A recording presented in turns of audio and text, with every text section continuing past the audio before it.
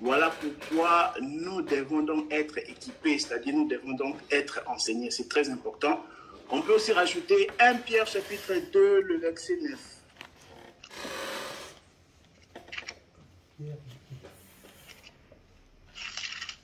1 Pierre chapitre 2, le verset 9. 1 Pierre chapitre 2, verset 9. Voilà. Donc, comprenez, c'est l'introduction. On est en train de démarrer petit à petit. Voilà. Je lis au nom de Jésus. Amen. Vous, au contraire, vous êtes une race élue, un sacerdoce royal, une nation sainte, un peuple acquis, afin que vous annonciez les vertus de celui qui vous a appelé des ténèbres à son admirable lumière. Voilà. La Bible dit que nous devons annoncer le merveille de celui qui nous a appelés des ténèbres à de merveilleuses lumières. Vous voyez? Donc, tout ça pour annoncer ces merveilles-là, donc nous devons être équipés. Donc là, je suis en train de montrer l'importance, en tout cas, de la connaissance, l'importance de ce que nous allons faire ici. C'est vraiment très important. Il y a une sœur qui voulait lire, je ne sais pas si c'est la sœur Donatée là, elle peut lire Jean chapitre 1. Ok, merci. Et pendant ce moment-là, frère Owen, tu peux nous préparer 1 Timothée chapitre 2, verset 4. 1 Timothée 2, chapitre 4. Voilà, tu nous prépares ça. La sœur Donatée nous lit du coup Jean chapitre 1, verset 45 à 46. Ok. Jean chapitre 1, verset 45 à 46, j'ai lu, Philippe rencontra Nathanaël et lui dit, nous avons trouvé celui que Moïse a décrit dans la loi et dont les prophètes ont parlé. Jésus de Nazareth, fils de Joseph. Verset 46. Nathanaël lui dit, peut-il sortir quelque chose de bon de Nazareth?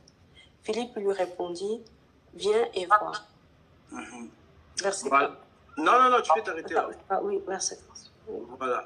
Donc, ce qui nous intéresse ici, c'est juste en fait que la Bible nous dit que Philippe, après avoir rencontré... Alors, excusez-moi, je vais faire entrer les gens. Voilà. C'est bon, voilà. Donc, on vient de lire Jean chapitre 1, le verset 45 à 46. Là, on nous dit que Philippe, après avoir rencontré Jésus, il est parti aussi le dire à Nathanaël. C'est-à-dire que c'était quelque chose d'extraordinaire que de rencontrer le Christ.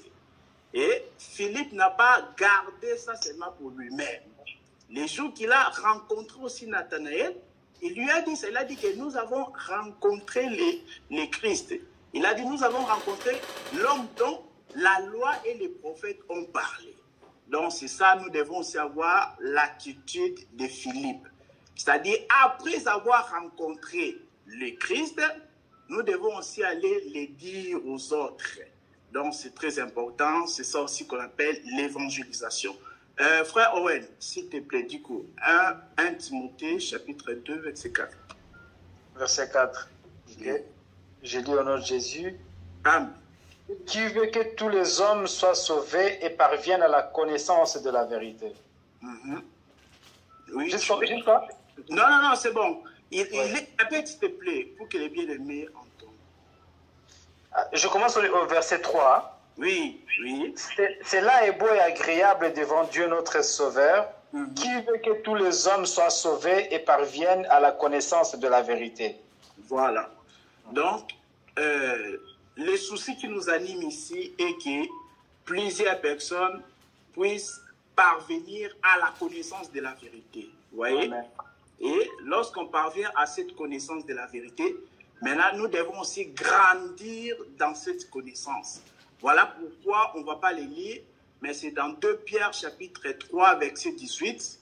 Il nous a été dit, croissez dans la grâce et dans la connaissance de Christ. Donc, c'est vraiment ça les soucis qui nous animent et c'est très important. J'espère que vous avez en tout cas compris cela. Et aussi, pourquoi en tout cas, excusez-moi, je dois faire entrer les gens. Oui, c'est bon. Voilà. Donc là, je suis toujours en train de détailler en tout cas l'importance du secours biblique. Pourquoi c'est là? c'est aussi parce que Proverbe chapitre 19, verset 2, nous dit que le manque de la science n'est bon pour personne. Vous voyez? Le manque, quand la Bible dit que le manque de la science n'est bon pour personne, la parole du Seigneur fait allusion à la science des saints, c'est-à-dire la parole de Dieu. Donc, si tu n'as pas la connaissance de la science des saints, cela n'est pas bon. Pourquoi? Parce que lorsque nous lisons 2 Thessaloniciens, chapitre 1, versets 6 à 8, on nous dit quoi? On nous dit que ceux qui seront jugés, on peut les lire s'il vous plaît. 2 Thessaloniciens, chapitre 1, verset 6. Donc nous sommes à l'introduction, nous sommes en train de détailler en tout cas l'importance de la parole du Seigneur. 2 Thessaloniciens chapitre 1, le verset 6.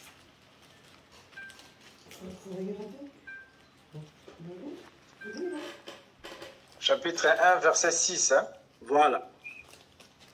Car il est de la justice de Dieu de rendre l'affliction à ceux qui vous affligent et de vous donner à vous qui êtes affligés du repos avec nous.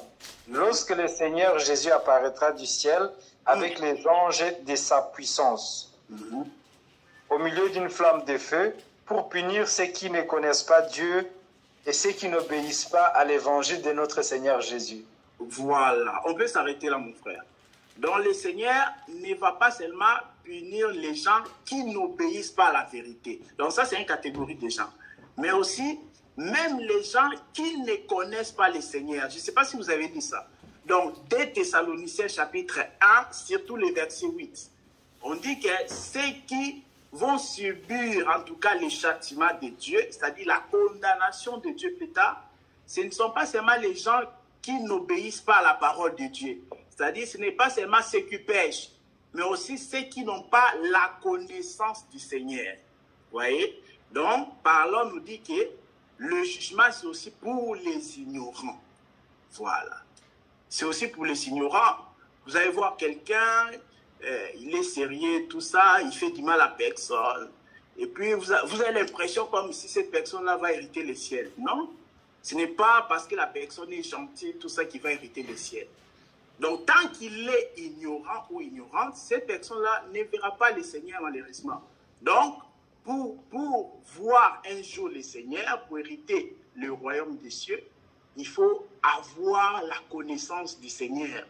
Il ne faut pas donc être ignorant. Voilà pourquoi aussi nous les voyons dans Actes chapitre 10, à partir du verset 40, on nous parle d'un homme qui s'appelait Corneille. Corneille, la Bible dit qu'il faisait des aumônes, il faisait du bien. Mais tant que Corneille n'avait pas encore entendu la prédication de l'évangile, Corneille n'était pas encore sauvé. Donc, ce n'est pas parce que quelqu'un fait du bien que la personne doit aller au ciel, non. Parce que tant que tu n'as pas reçu l'évangile, cela veut dire que tu n'as pas encore le Saint-Esprit. Parce qu'on reçoit le Saint-Esprit que par la prédication de la foi. Galates chapitre 3, le verset 2, on nous dit que ce n'est pas par les œuvres de la loi qu'on peut recevoir le Saint-Esprit, mais c'est plutôt par la prédication de la foi. On peut lire ça, mon frère, s'il vous plaît. C'est très important. Galates chapitre 3, verset 2. Galates 3. Oui. Donc, n'oubliez pas que vous avez le droit de m'interrompre à n'importe quel moment pour vous poser des questions, en tout cas, en rapport avec le sujet. Ouais. Voilà, Galates chapitre 3, le verset 2. Voici seulement ce que je vais apprendre de vous. Oui. Et c'est par les œuvres de la loi que vous avez reçu l'Esprit ou par la prédication de la foi. Voilà. Donc, l'apôtre Paul s'adresse aux Galates. Il dit, je vais seulement savoir, est-ce par les œuvres de la loi que vous avez reçu le Saint-Esprit ou c'est par la prédication de la foi? Quand on dit ici la prédication de la foi, attention, ce n'est pas la foi que Hébreux chapitre 11 nous parle. Vous voyez, parce que Hébreux chapitre 11, le verset 1 définit aussi la foi. Il dit que la foi est une ferme assurance des choses qu'on espère, une démonstration de celles qu'on ne voit pas. Mais attention, il y a aussi la foi, dans la Bible, il y a aussi la foi comme étant tout un homme. Voilà. Dans la Bible, la foi, c'est aussi un homme. Par exemple, Galates chapitre 3, le verset 23. On nous dit quoi? Que, on peut toujours le lire, hein, mon frère. Vraiment, je laisse la place à la lecture afin que les bien-aimés aussi puissent écouter. Galates 3, 23. Oui, le verset 23. Avant que la foi vienne, nous étions enfermés sous la garde de la loi. Voilà. En vue de la foi qui devait être révélée. Voilà. Donc, Galates 3, verset 23, on nous dit que avant que la foi vint, nous étions enfermés sous la garde de la loi. Donc, on explique la loi comme une prison et que maintenant, la foi, c'est un libérateur qui est venu libérer les gens de la prison de la loi. Vous voyez? Voilà. Donc, la foi qu'on parle là, c'est tout un homme qui est Jésus. C'est-à-dire que avant que Jésus-Christ puisse venir, les gens ils étaient enfermés sous la garde de la loi. Vous voyez? Parce que Jésus est venu avec un message de la grâce. Lorsque vous lisez Jean chapitre 1, le verset 17, on dit que la loi est venue par Moïse, mais la grâce et la vérité sont venues par Jésus. Donc Jésus est le libérateur qui est venu libérer ceux qui étaient emprisonnés dans la loi. Et il les a libérés avec quoi? Avec le message de la grâce. Donc c'est ça qu'on appelle la foi. Donc dans la Bible, la foi ce n'est pas seulement comme la confiance en Dieu, l'espoir, tout ça. Non. Dans la Bible, la foi c'est aussi tout un homme. Parce qu'on dit dans Galates 3, 23 que lorsque nous étions enfermés sous la garde de la loi, on nous explique qu'avant que la foi vint, nous étions d'abord enfermés sous la garde de la loi. Donc, pour vous dire que la foi, c'est tout un homme. Maintenant, dans Galates chapitre 3, verset 2, lorsqu'on nous dit que ce n'est pas par les œuvres de la loi que nous avons reçu le Saint-Esprit, mais plutôt par la prédication de la foi. C'est-à-dire par la prédication de Jésus, par la prédication de la grâce que nous avons reçu le Saint-Esprit. Donc, juste pour attirer notre attention et qu'on puisse comprendre que ce n'est pas en faisant du bien que quelqu'un peut hériter le ciel. Parce que si tu n'as pas le Saint-Esprit, tu ne verras pas le Seigneur. Tu ne peux pas aller au ciel si tu n'as pas le Saint-Esprit. Donc, d'abord, on doit commencer là-bas. Donc, d'abord, on doit d'abord commencer par le fondement. D'abord, il faut recevoir le Saint-Esprit. Or, comment recevoir le Saint-Esprit? La Bible nous dit, c'est par la prédication de la foi. C'est-à-dire que quand on te prêche Jésus, donc quand on te prêche la loi, tu ne peux pas voir le Saint-Esprit. Voilà. Quand on te prêche les œuvres, tu ne peux pas avoir le Saint-Esprit. Vous avez droit, je rappelle encore que vous avez droit de m'interrompre pour poser des questions. Voilà. Avec les questions qui sont liées au sujet du jour. Voilà. Donc, c'est ça. Donc, c'est là, tu as une question? Ah, ok. Voilà. Donc, on ne peut pas recevoir le Saint-Esprit en écoutant la loi. Ce n'est pas quand on te prêche la loi que tu peux recevoir le Saint-Esprit, mais la Bible est claire là-dessus. Donc, c'est très important. La parole du Seigneur a vraiment une place très, très importante dans la vie d'un croyant. Aujourd'hui, vous allez remarquer beaucoup, ils aiment prier. Prier, c'est une très bonne chose. Mais ils négligent la parole de Dieu. Or, que dit Proverbe?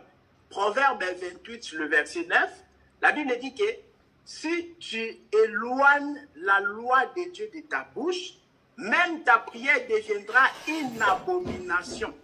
Dans la loi qu'on parle là, il s'agit donc de la parole de Dieu. On peut le lire, mon frère. Proverbe 28, le verset 9.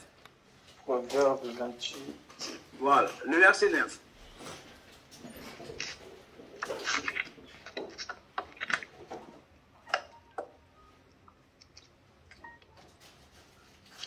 Je pourrais lire? Oui. Ouais, c'est lui qui est prêt, hein, en tout cas. Ouais. N'importe qui peut lire. Ok, Proverbe 28, verset 9. Si quelqu'un détourne l'oreille pour ne pas écouter la loi, sa prière même fait horreur. Sa prière même fait quoi? Horreur. Je ne sais pas les autres. Voilà, frère Owen aussi peut dire. Voilà.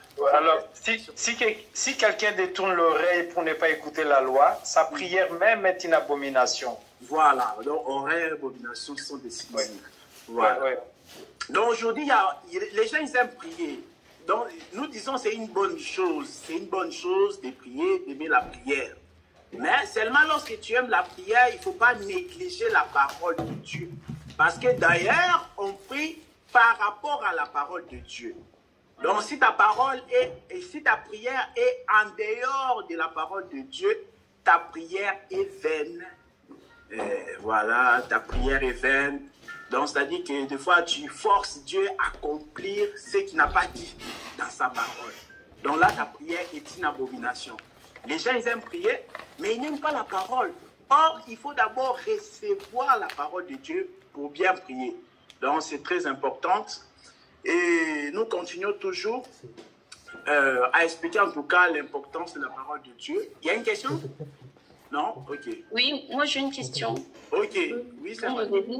Donc, ça veut dire que, par exemple, les personnes qui n'ont pas une bonne connaissance de la parole de Dieu, oui. Quand ils prient, leur prière n'est pas reçue. Je donne un exemple, un catholique ou, je sais pas moi, un protestant. Hein, c'est pour vraiment donner juste un exemple. Ça veut dire que ceux-là qui n'ont pas l'enseignement approfondi, leur prière n'est pas reçue. Ok. Mais en fait, c'est ça en fait qui fait...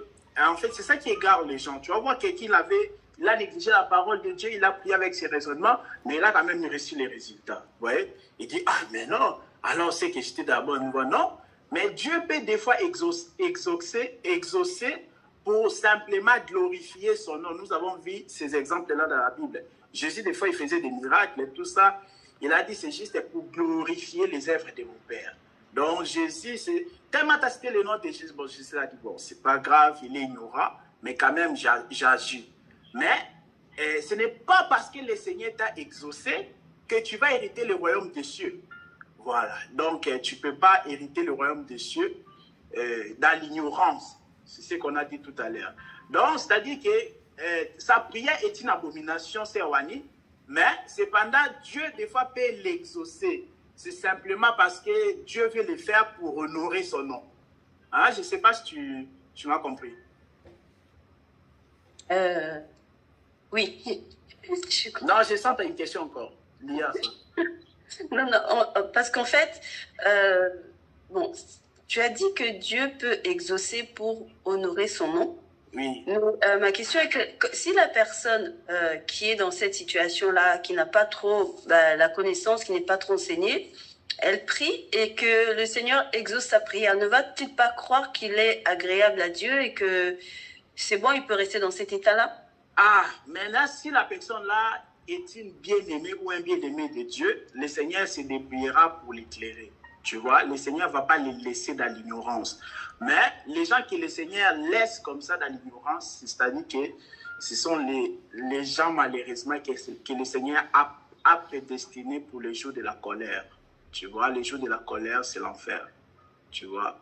Donc, c'est ça, il y a des gens que le Seigneur les a laissés à continuer à croire aux mensonges, malheureusement. Tu vois, ces gens-là, ils n'ont pas réussi l'amour de la vérité et le Seigneur les a laissés à continuer à croire dans les mensonges. Tu vois. Donc, si c'est un bien-aimé ou une bien-aimée du Seigneur, le Seigneur va se débrouiller en tout cas. Quelqu'un qui a levé la main? Oui. Oui, oui, j'ai une question par rapport à toujours la prière. Parce que nous voyons aussi dans la Bible qui est, par exemple, David, quand son fils, si je ne me trompe pas, Absalom. Oui, parle la oui, qui allait contre son père. Oui. Oui. Donc, David, il priait vers Dieu, en fait, pour ses ennemis. C'est-à-dire qu'il prier vers Dieu en disant, voilà, mes ennemis, en fait, ils viennent contre moi, etc., etc. Maintenant, nous, aujourd'hui, voilà, nous, si dans nos prières, parce qu'il y a beaucoup qui font des prières, des retours à l'esprit militaire, des prières contre les ennemis. Et après aussi, il y a des prières comme résister à l'ennemi, résister au diable. Voilà. Donc, si ces prières, en fait, sont des prières qui en fait sont agréables à Dieu. Parce qu'en réalité, dans la Bible, on trouve même Jésus a dit qu'on doit résister devant les diables, on doit résister devant les diables, donc on doit aussi résister. Bon, je ne vais pas donner ma propre interprétation, mais aussi devant nos ennemis. Mais maintenant, si c'est là, c'est agréable à Dieu. Ou on donne importance à quelque chose qui, en réalité, on ne doit pas donner d'importance. Donc, si je comprends, tu me demandes si prier contre ses ennemis, c'est une bonne chose. Oui. Bon, après, déjà ici, ouais, je vais arriver. Mais c'est Wani, est-ce que tu as réussi ta réponse? Est-ce que j'ai répondu à ta question? Oui, mon frère Roland, oui. Oui. J'ai une autre question, mais je vais attendre après. Merci. Ok, voilà. Donc aujourd'hui, dans la Nouvelle Alliance, la sœur Donatella nous pose la question, est-ce qu'on peut aussi prier contre ses ennemis? D'abord, il faut comprendre qu'il y a deux sortes d'ennemis. Il y a les ennemis physiques, comme ça qu'on peut voir, et les ennemis spirituels. Les ennemis spirituels, c'est les démons, Satan, tout ça, voilà, qu'on ne voit pas. Mais maintenant, les ennemis physiques, ce sont les ennemis qui, eux, ils ne t'aiment pas, tu vois. Parce que d'ailleurs, un enfant de Dieu ne peut pas déclarer guerre à une personne. C'est-à-dire qu'à partir d'aujourd'hui, tu es devenu mon ennemi. Non, un enfant de Dieu n'est pas comme ça. C'est-à-dire que tu as les ennemis physiques, mais non pas parce que toi, tu l'as voulu, mais c'est parce qu'ils ont déclaré qu'ils sont tes ennemis. Je ne sais pas si vous voyez la nuance. Voilà. C'est comme un peu les pharisiens, ils étaient ennemis de Jésus.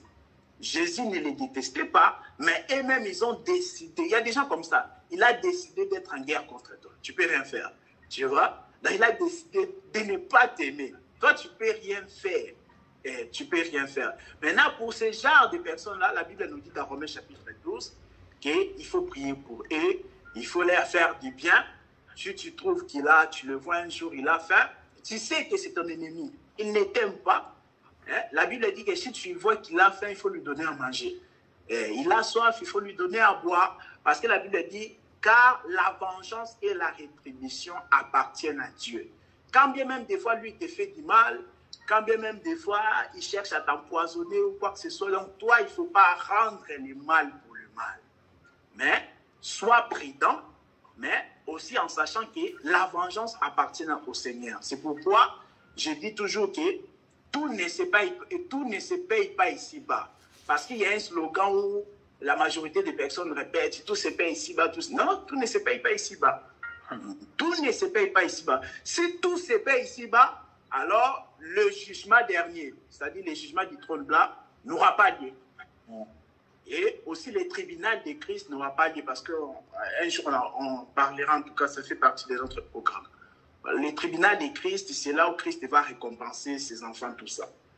Et le jugement du trône blanc ou le jugement dernier, c'est là où, en tout cas, les empires seront châtiés, tout ça. Vous voyez? Donc, tout ne se paye pas ici-bas. Voilà. Donc, ce slogan-là, c'est une fausse doctrine. Tout se paye ici-bas. Tu vas voir, du coup, les gens sont en train de se battre vraiment parce que tout se paye ici-bas. Tu vois? Donc, tu peux faire du bien aux gens et jusqu'à la fin de ta vie, tu ne vois pas les résultats parce que tout ne se paye pas ici-bas. Et toi, tu attends que le Seigneur puisse te récompenser, ça va dans ce siècle-ci. Mais le Seigneur te regarde et dit que tout ne se paye pas ici-bas. Voilà, donc tout ne se paye pas ici-bas. C'est-à-dire qu'il y a aussi des gens qui t'ont fait du mal, mais tu ne vas pas les voir souffrir sur la terre. Voilà, c'est aussi ça la parole de Dieu. Parce que tout ne se paye pas ici-bas. Oui, c'est Alaria, tu voulais dire une chose? Oui, donc je disais, tu as bien dit qu'il y a donc des ennemis spirituels, mais aussi physiques. Donc ça, j'ai bien compris. Mais moi, je sais qu'en réalité, dans l'homme, ce n'est pas les corps, mais c'est l'esprit.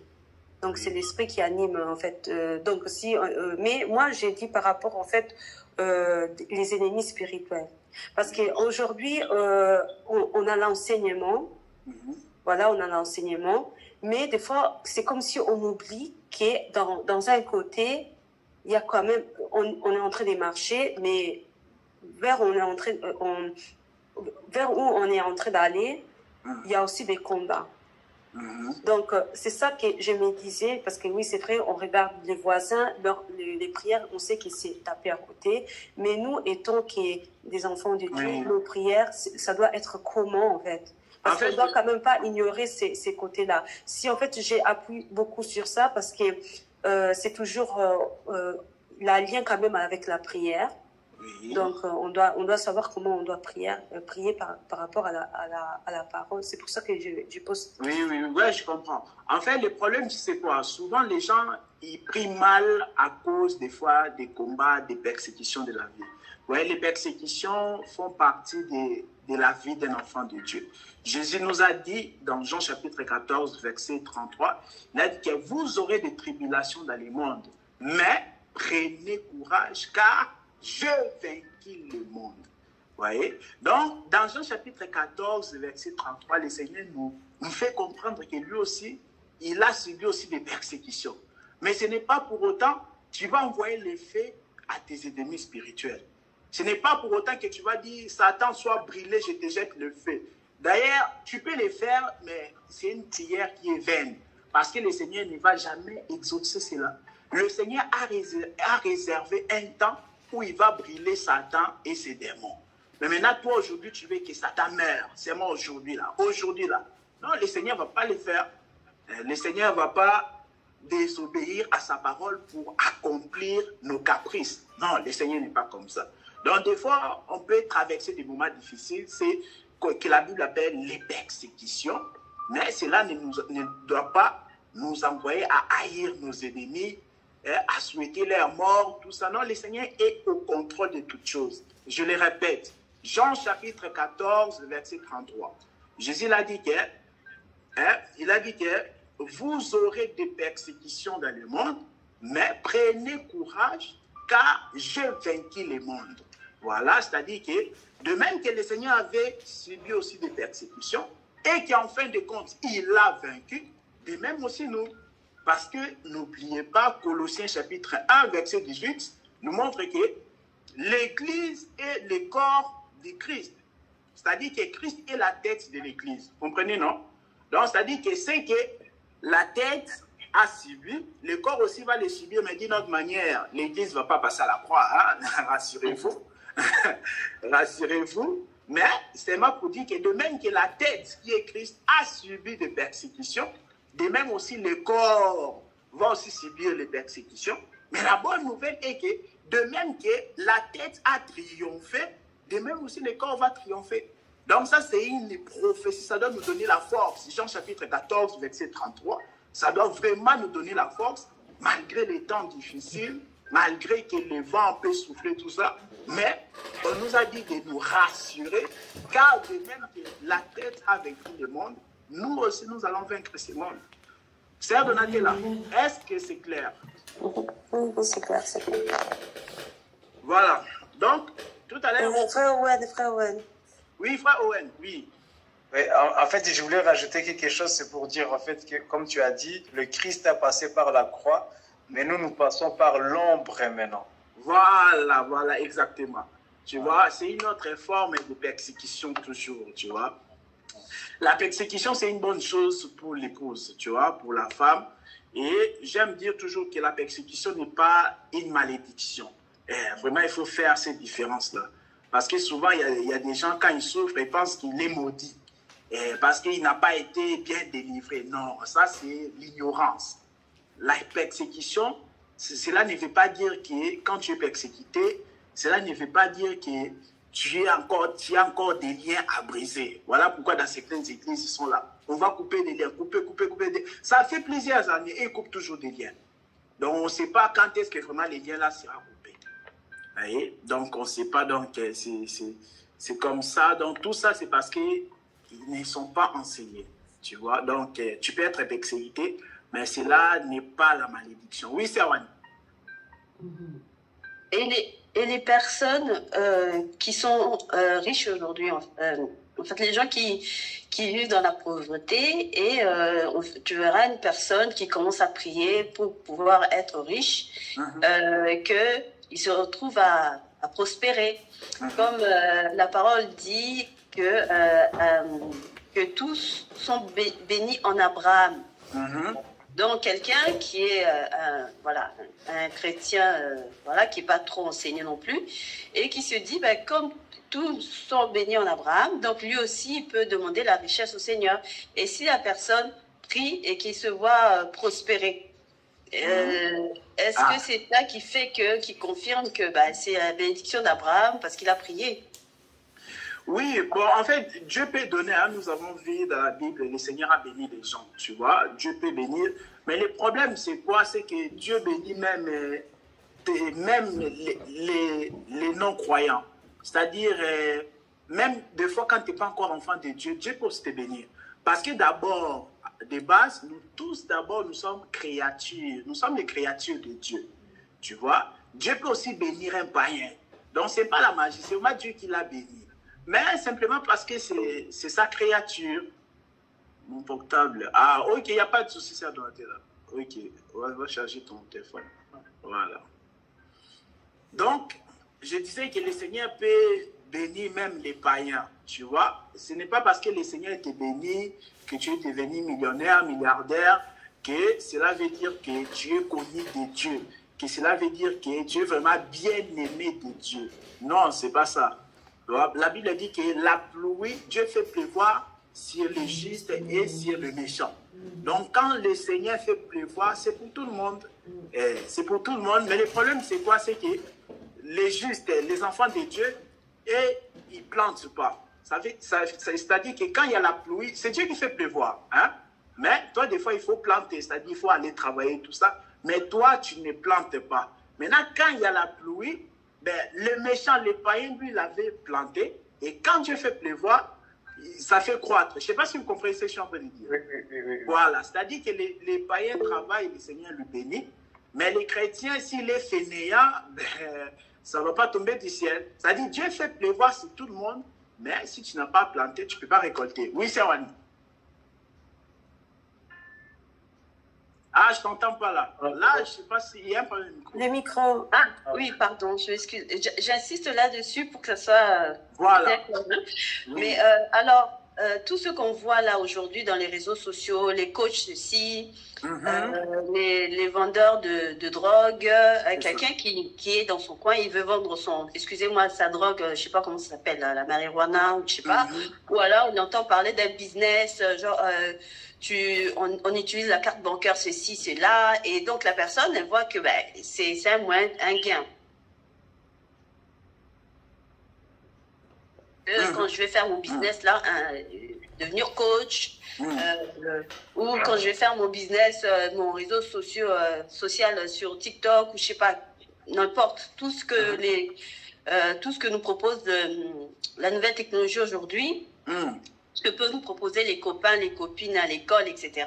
Bon, ben, je vais faire mon business et c'est un jeune hein, qui va souvent à l'assemblée, tout ça, il commence à prier et il demande au Seigneur vraiment pour que ça prospère. Et du coup, il fait le business et paf, il gagne de l'argent. Alors, c'est le Seigneur qui l'a exaucé. Ah, c'est-à-dire qu'il est en train de faire ce qu'on appelle de l'argent sale, c'est-à-dire il vend de la drogue. Voilà. En tout cas, non, le Seigneur n'a rien à voir avec ça. C'est business. Oui, c'est juste la loi de la sémaille et de la loi de la moisson. Genèse chapitre 8, le verset 22 nous dit que tant que la terre va subsister, il y aura cette loi-là, la loi de la sémaille et de la loi de la moisson, tu vois. Donc, quand tu sèmes, bon, ce sont des lois naturelles, tu vois, sans que le Seigneur puisse intervenir, tu vois. C'est-à-dire que quelqu'un sème et puis récolte. Mais ici, le problème ici, vraiment, j'aimerais que nous puissions comprendre. Ce n'est pas parce que tu avais fait une prière, c'est-à-dire que tu as fait une mauvaise prière, mais tu as quand même vu les résultats. Du coup, tu te demandes, mais je n'avais même pas prié avec la parole, comment ça se fait? Là, je ne parle pas de blanchissement, je ne parle pas ici de l'argent sale, hein, c'est Wani. Mais je parle dans d'autres domaines. C'est-à-dire, carrément, tu avais mal prié et tout, tu n'avais même pas prié avec la parole, mais que tu vois les résultats après. Et du coup, tu es en train de te dire, c'est que je suis dans la bonne voie. Non, le Seigneur, des fois, peut, en fait, ce n'est pas qu'il exauce ta prière, mais plutôt il agit sur ta vie, tu vois. Il agit simplement parce que, tu vois, à cause de son amour, tu vois. Mais ta prière reste quand même une abomination. Parce que c'est ça l'écriture. Donc, lorsque tu détournes ton oreille pour ne pas écouter la parole de Dieu, c'est-à-dire tu n'as pas l'enseignement, la Bible dit que ta prière, c'est une abomination devant le Seigneur. Mais le Seigneur peut toujours agir dans ta vie parce qu'à cause de son amour, parce qu'il ne veut pas te voir mourir. Mais c'est souvent ça qui égare les gens. Les gens vont dire, ah d'ailleurs je prie mal, mais j'ai quand même les résultats. Nous avons vu ça avec Moïse. Ah, il y a un frère qui demande le lien. Oh là là là là. Mais pourtant il est dans le groupe. En fait, il m'a envoyé un message, il demande le lien. Bon. En fait, c'est vrai que j'ai nos vilos dans les groupes. Est-ce que quelqu'un peut envoyer le lien dans le groupe, s'il vous plaît? Oui. Voilà. Oui. Je vais le faire, voilà, attends, je vais... Dans le groupe, Oui, oui, oui, il est là-dedans, dans le groupe, parce qu'il m'a envoyé un message. Voilà. Donc, du coup, je peux... Oui, il y a une question. Oui, frère. Ouais, non, moi, en fait je voulais aussi appuyer, en fait, sur la bénédiction. Oui. Maintenant aussi, il faut savoir aussi, en fait, c'est quel genre de bénédiction. Parce que la véritable bénédiction, c'est le salut, c'est le ciel. C'est Oui. la vie éternelle. Maintenant, la bénédiction matérielle, voilà, après on va venir sur ce que tu as dit, c'est la loi de la semaille et le moisson. Oui, ce voilà. que tu sèmes, c'est ce que tu récoltes. Maintenant, il faut savoir aussi que le diable aussi, il donne. Donc, on ne va pas appeler ce que aussi le diable, il donne la bénédiction. Oui, oui. Ouais. Parce qu'il y a Dieu bénit, il bénit matériellement, mais il bénit aussi spirituellement, comme le frère Owen a dit. Parce que dans Psaume, on définit la bénédiction comme l'entrée dans le pays de Dieu. On dit que c'est dont l'Éternel a béni, il possède le pays. Mais ceux dont l'Éternel a maudit, la Bible dit, sont retranchés du pays, ils ne sont pas comptés dans le pays. Vous voyez, c'est dans Psaume. Donc, c'est-à-dire que lorsque Dieu a béni réellement une personne, la personne là doit posséder le pays de Dieu. Le pays de Dieu, c'est le royaume des cieux. Mais les gens que l'Éternel a maudits, c'est dans Psaume, la Bible dit, ils sont retranchés. Mais quand même, sur la terre, ils peuvent prospérer, ils peuvent avoir de l'argent, mais cela n'est pas la bénédiction. Donc, justement, avant que les frères Owen puissent appuyer cela, j'étais aussi en train de donner l'exemple de Moïse. La Bible dit que dans le désert, alors quelqu'un a accepté, bon. Voilà, la Bible dit que c'était dans le désert, le Seigneur a dit à Moïse de parler sur le rocher, mais Moïse, il a frappé le rocher. Vous m'entendez, hein? Oui, oui. Voilà. Donc, pour la première fois, le Seigneur avait dit à Moïse, frappe le rocher et l'eau va sortir. Moïse avait frappé. Et plus tard encore, ils avaient soif, le peuple avait soif. Du coup, ils ont demandé de l'eau à Moïse. Et Moïse, il a demandé aussi au Seigneur. Et le Seigneur a dit à Moïse, cette fois-ci, tu ne frapperas plus le rocher. Ah, les gens, ils viennent d'entrer maintenant, alors qu'il est déjà 19h. Le Seigneur a dit que, Moïse, cette fois-ci, tu ne frapperas plus le rocher, mais tu parleras au rocher.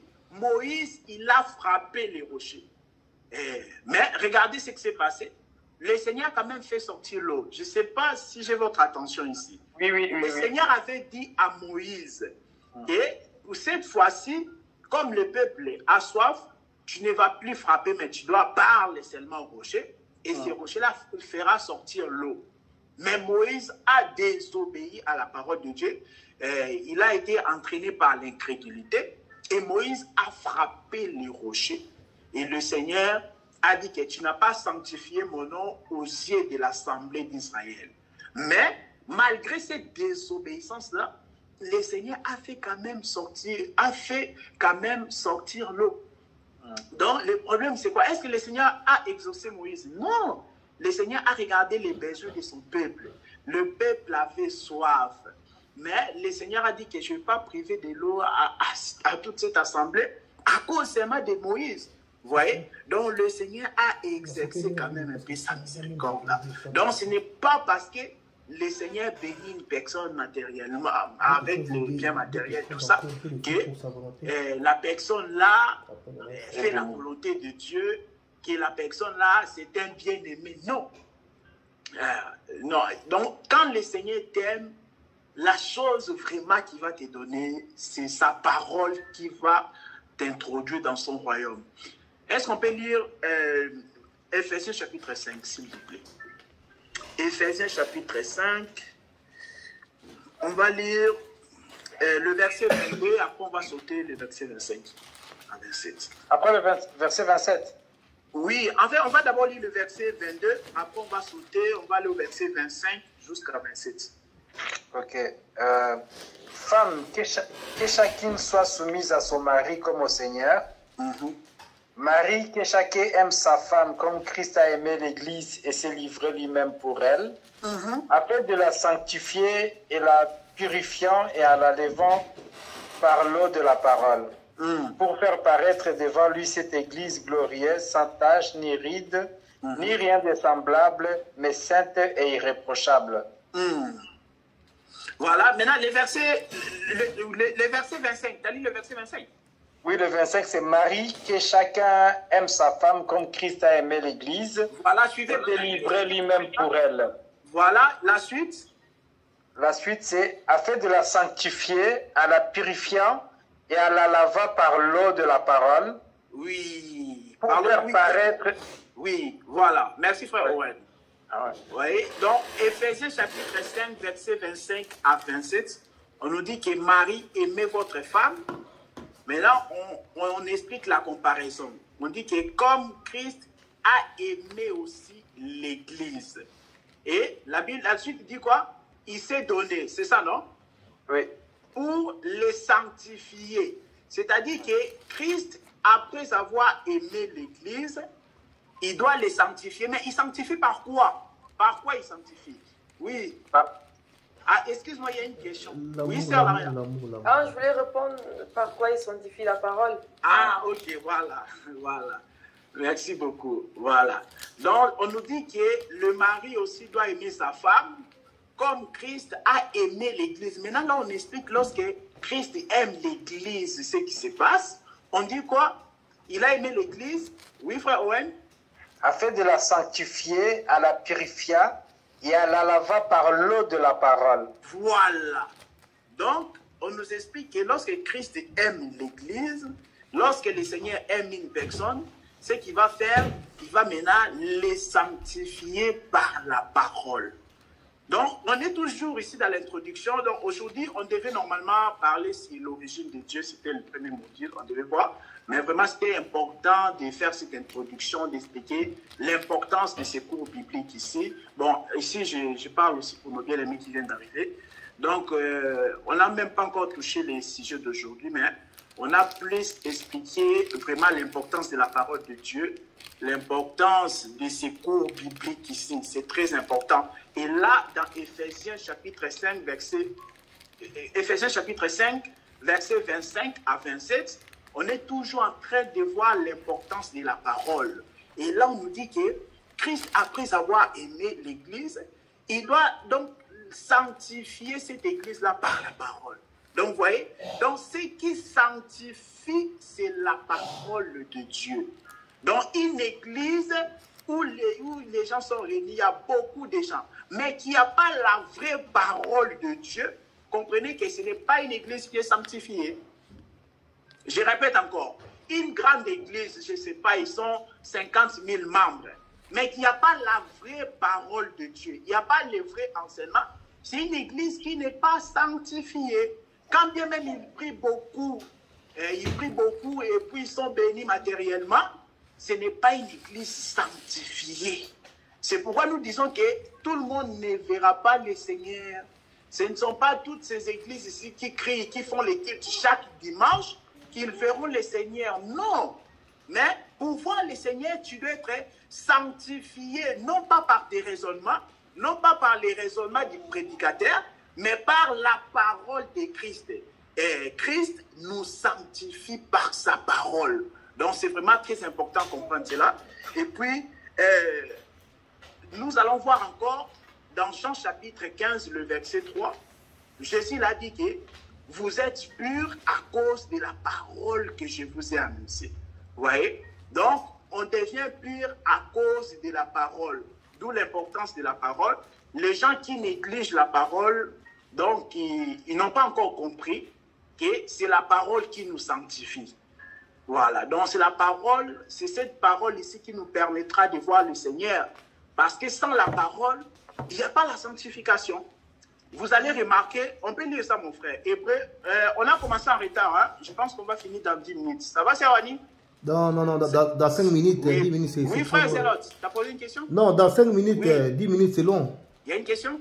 Non, je dis, il faut arrêter dans 5 minutes, parce qu'on a commencé... Oui, frère, ouais. Moi, je voulais rajouter pour la sœur Wani, en fait. Par exemple, je voulais donner l'exemple avec l'homme riche et le pauvre Lazare. Oui. On dit que l'homme riche, il a vécu toute sa vie, il était bien sur la terre. Voilà. Le pauvre Lazare, malade et pauvre. Mais en réalité, c'est celui qui était béni, c'est le pauvre Lazare. Oui. Et que c'est celui qui s'est trouvé à un bon endroit. Exactement. Donc, c'est toujours important quand même de différencier les bénédictions. Parce qu'il y a des bénédictions même que le monde il donne matériellement mieux même que beaucoup de choses. Voilà, exactement. Ça, c'est juste ça que je veux rajouter. Ça, c'est très bien.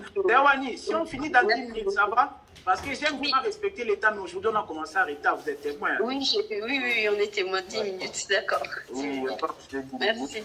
Voilà. Okay. Et on va juste un peu toucher notre sujet qu'on va développer aussi prochainement. Mais avant cela, on va lire encore Hébreu. Donc, toujours pour expliquer vraiment la place de la parole du Seigneur. Hébreu chapitre 12. Oui. Voilà, le verset 14. On nous dit quoi? Le verset 14, il dit oui.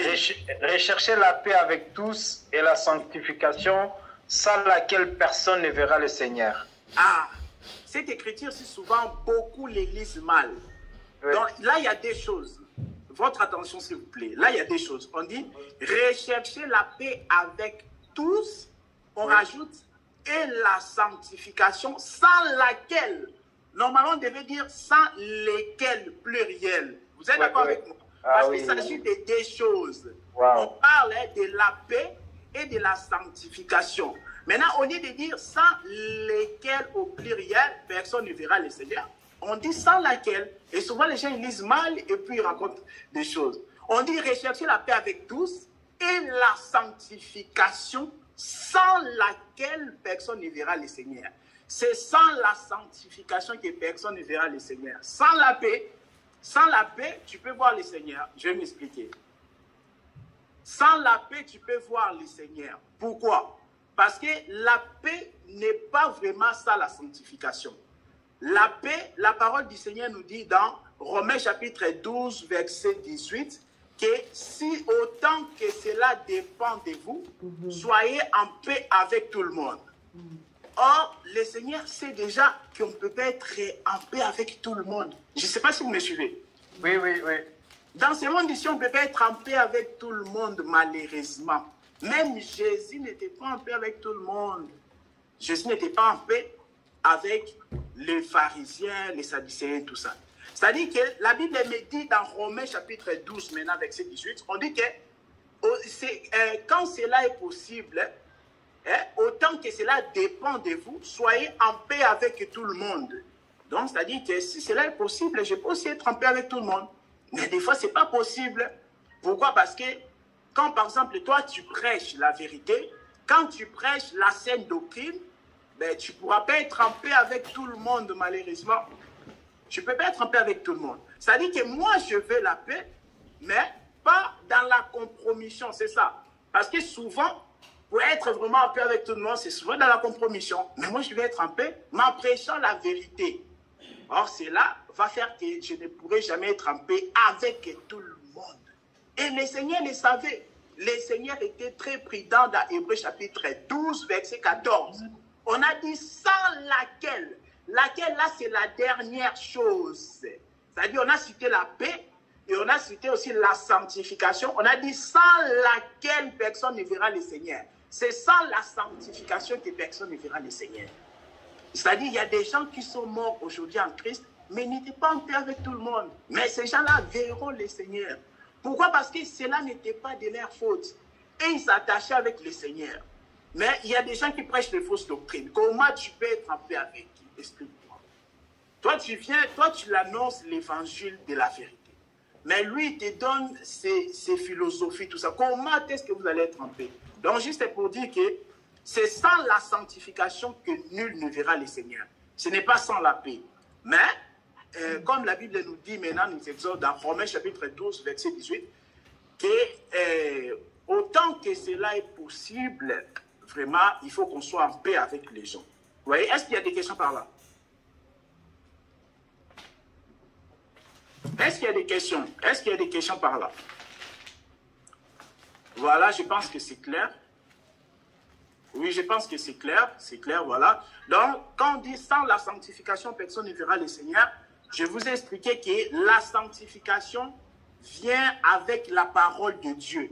Comme on a lu dans Éphésiens chapitre 5, verset 25, on a dit que Christ sanctifie l'Église par sa parole. Oui, c'est Wani. La sanctification, c'est l'obéissance à la parole. Si c'est l'obéissance à la parole, alors il y a aussi des personnes qui sont dans d'autres religions. Nous avons dans les lycées, dans les collèges, on a souvent des amis, même à la faculté, des amis qui confessent d'autres religions, les musulmans par exemple. Oui. Eux aussi, ils font les ablutions. Eux aussi, ils sortent pas avec les garçons et les filles. Eux aussi, ils sont pas impudiques. Eux aussi, il y a plein de choses qu'ils font. Voilà. C'est aussi la sanctification. Et est-ce que le Seigneur tient compte de cela aussi? Ok, très bonne question, Serwani. Ça, j'appelle ça la discipline, tu vois, non? Ça, c'est l'abstinence. L'abstinence, je ne sais pas corporelle ou quoi, on peut l'appeler. Ça, même les sportifs aussi le font des fois, tu vois. Je sais, les footballeurs, les boxeurs, tout ça, des fois aussi, ils appliquent aussi l'abstinence.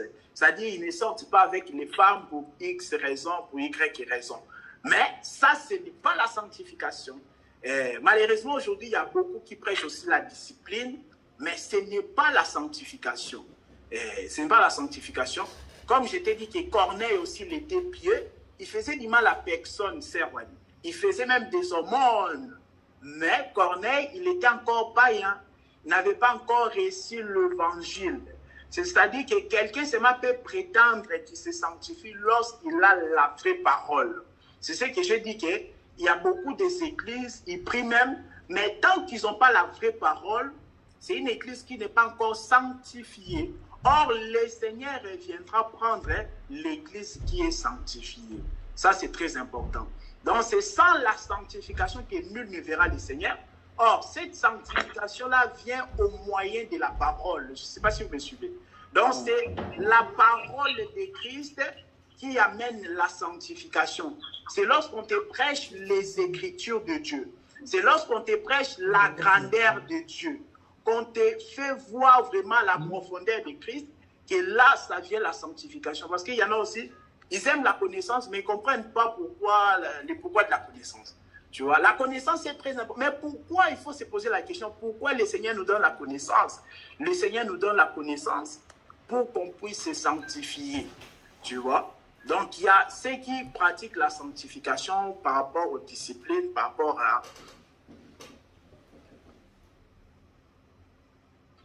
à diverses raisons. Mais nous, si on peut se discipliner, tout ça, c'est parce qu'on vit dans la sanctification, c'est parce que nous avons bénéficié de la part du Seigneur, ce qui est la parole. Est-ce que j'ai répondu à ta question, Céline?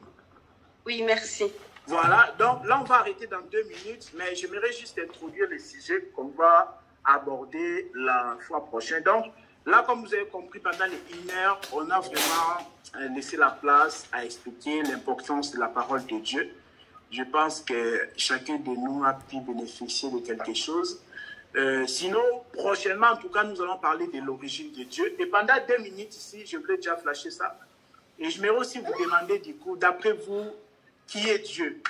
Qui est Dieu? Que veut dire Dieu? Parce qu'on doit comprendre toutes ces choses-là. Je ne sais pas s'il y a quelqu'un qui peut me répondre. Qui est Dieu? Ça veut dire quoi, Dieu? Il vient d'où? Tout ça, tout ça. Est-ce qu'il y a quelqu'un qui peut me répondre? Donc, là, on commence ça dans 2 minutes et puis on va continuer prochainement. Est-ce qu'une personne peut nous répondre? Qui est Dieu? On peut scandaliser. Il n'y a pas de problème. Il n'y a pas de problème. Mais Dieu c'est la femme de la parole. Oui. Donc, Dieu, il est celui qui est soumis à sa parole. Oui. Donc Dieu, il existe c'est celui qu'on dit alpha et l'oméga, c'est celui qui a été créé par la parole. On dit que lui, il est le sujet de l'adoration. C'est lui qu'on va adorer. Non, mais frère, donc quand je reviens avant lui, c'est pour ça que je dis qu'il est la femme de la parole, parce que la parole, il est celui qui est éternel. Ah, ça c'est une très très bonne réponse aussi. T'as fini? Où tu vas? Oui. C'est bon, je crois. non, mais bon. C'est très très bien ce que notre frère Owen a dit. Qui d'autre peut commencer? Moi, par rapport, est-ce que vous nous écoutez? Là, on voulait juste. Est-ce que quelqu'un parmi nous peut C'est vrai? Dieu On écoute déjà là? Oui, une autre réponse. Oui, c'est facile. Ah non, je n'écoute pas. Si, on nous entend pas en bleu. Ah, Si je veux ajouter à ce que le frère a dit, je pense que Dieu, en fait, il y a une différence entre l'éternel et Dieu. Donc Dieu devient Dieu quand il commence à créer, quand il est sujet d'adoration. J'ajoute que le tour à Dieu. Ok. Encore quelque chose à rajouter ou c'est bon? non, mais pour moi, je ne sais pas si vous m'entendez. Pour moi, la réponse est notre frère bien-aimé Owen. Là. Il est parti loin. Pour moi, je suis plus par rapport à la sœur Francine, je crois. Je ne sais pas si Francine. Hein. Oui, c'est Francine. Dieu, c'est l'objet d'adoration. C'est ça, quoi. Parce que la réponse que frère Owen a... Pardon? Il a dit ça, il a dit c'est ce qu'on adore, mais après il est parti loin. Non, parce que parce que le frère Owen est parti loin, parce que quand on parle de Dieu, parce qu'il y a plusieurs dieux, donc Dieu. Oui, tu peux donner... C'est ça, c'est ça pour moi, déjà, le sens du mot Dieu, c'est l'objet d'adoration. Pour moi, c'est ça. Mais après, il y a plusieurs dieux, donc il y a plusieurs dieux. Hein. Alors, si la façon que le frère Owen est parti, donc là, tu peux toucher plusieurs dieux à la fois, quoi. Mais moi, je reste seulement au mot, fait, le mot Dieu. Dieu, ça veut dire quoi? Pour moi, Dieu, c'est l'objet d'adoration. C'est comme ça d'abord, je commence par ça, avant que je commence à mettre d'autres choses après, quoi. Déjà, Dieu, c'est l'objet d'adoration, parce que Dieu, ça veut dire quoi? Dieu, c'est quoi? C'est une personne qu'on doit adorer, donc le Dieu d'adoration. Ça doit être un faux Dieu, un vrai Dieu, un Dieu machin, tout ça, quoi. Un Dieu kimbaniste, musulman, tu vois, donc il y a toujours des choses, quoi. Donc moi, je reste plus par rapport au mot Dieu. Ok, ouais, je te laisse la parole. En fait, moi, pourquoi j'ai dit que Dieu, il est la femme de la parole? Parce qu'on nous dit que Dieu, il est celui qui est soumis à sa parole. Or, nous savons que celui qui est soumis à sa parole, c'est une femme. Parce que la femme, c'est celui qui est la soumission. Voilà. Donc, c'est pour ça que moi, je suis parti toucher ce côté. Donc, moi, attends, voilà, excusez-moi, parce que parce que moi, quand j'utilise le mot Dieu, j'utilise quand même un nom commun. Dieu, tu vois.